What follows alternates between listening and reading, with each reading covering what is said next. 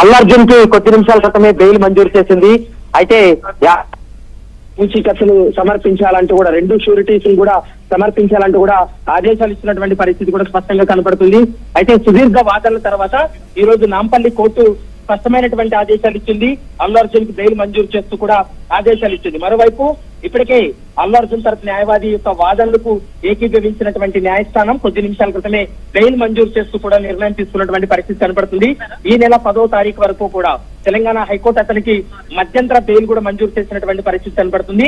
కొద్ది నిమిషాల క్రితమే అల్లు అర్జున్ యొక్క కేసు సంధ్యా థియేటర్ ఘటనకు సంబంధించినటువంటి కేసులో బెయిల్ మంజూరు చేస్తూ నిర్ణయం తీసుకోవడం జరిగింది. మరోవైపు బిఎన్ఎస్ యాక్ట్ 105 అనేది అల్లు అర్జున్ కు వర్తించదంటూ కూడా పదే తమ వాదనలు కూడా అల్లు అర్జున్ తరపు న్యాయవాది వినిపించడం జరిగింది.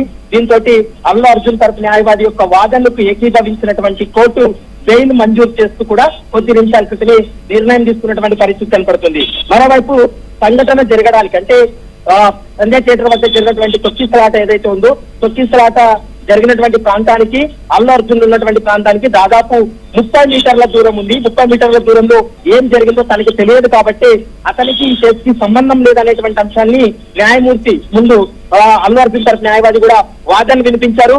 మరోవైపు పబ్లిక్ ప్రాసిక్యూటర్ కూడా తన వాదనలు వినిపించడం జరిగింది. ఇందులో ప్రత్యక్షంగా పరోక్షంగా అల్లు అర్జున్ యొక్క పాత్ర ఉంది. ఇందులో A11 గా ఉన్నటువంటి అల్లు అర్జున్ ను ఖచ్చితంగా ఈ కేసులో బెయిల్ మంజూరు చేస్తే కేసు పైన ప్రభావం చూపేటువంటి అవకాశం ఉంటుంది. చాలా పలుకుబడినటువంటి వ్యక్తి, మరోవైపు డబ్బున్నటువంటి వ్యక్తి కాబట్టి ఈ పరిస్థితుల్లో బెయిల్ మంజూరు చేయవద్దనేటువంటి అంశాన్ని పదే పబ్లిక్ ప్రాసిక్యూటర్ తన వాదనలు కూడా వినిపించినటువంటి సందర్భాన్ని మనం చూసాం.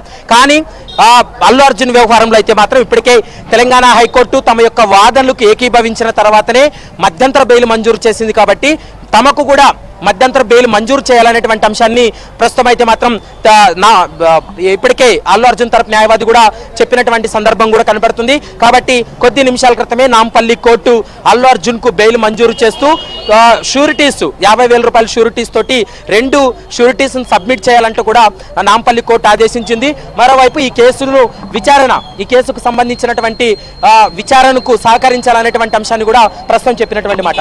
ఏంటి ప్రస్తుతం అల్లు అర్జున్ వ్యవహారానికి సంబంధించి బెయిల్ మంజూరు చేసినట్టు సమాచారం అందుతుంది. ఏంటి ఏమేం కండిషన్స్ ఉన్నాయి? కండిషన్స్ ఏం లేవండి. రెగ్యులర్ గా బెయిల్ మంజూరు చేసింది సెకండ్ ఎడిషనల్ ఎమ్మెల్సీ కోర్టు కూడా 50,000 2 షూరిటీలతోటి బెయిల్ మంజూరు చేయడం జరిగింది. అంటే ముఖ్యంగా అల్లు అర్జున్ తరపు న్యాయవాది యొక్క వాదనలకు ఏకీభవించింది అనుకోవచ్చు. ఎందుకంటే బిఎన్ఎస్ యాక్ట్ 105 అనేది అల్లు అర్జున్ పై వర్తించదు అనేది పదే చెప్పినటువంటి మాట. అదే అంటే మేజిస్ట్రేట్ ఏ గ్రౌండ్ మీద ఇచ్చాడనేది ఇప్పుడు మనకి చెప్పలేం. కానీ బెయిల్ అయితే అతను మన అల్లు అర్జున్ తరపునటువంటి వాదనలు విన్నటువంటి న్యాయస్థానము ఆయనతో ఏకీభవించే సాటిస్ఫై అయినందువల్ల మాత్రమే ఈ బెయిల్ మంజూరు చేయడం జరిగింది. రైట్, ప్రస్తుతం మనం చూస్తున్నాం ఇప్పటికే అల్లు అర్జున్ తరపున న్యాయవాది యొక్క వాదనలకు ఏకీభవించిన తర్వాతే ప్రస్తుతం అయితే బెయిల్ మంజూరు చేసినటువంటి పరిస్థితి కూడా కనపడుతుంది. ముఖ్యంగా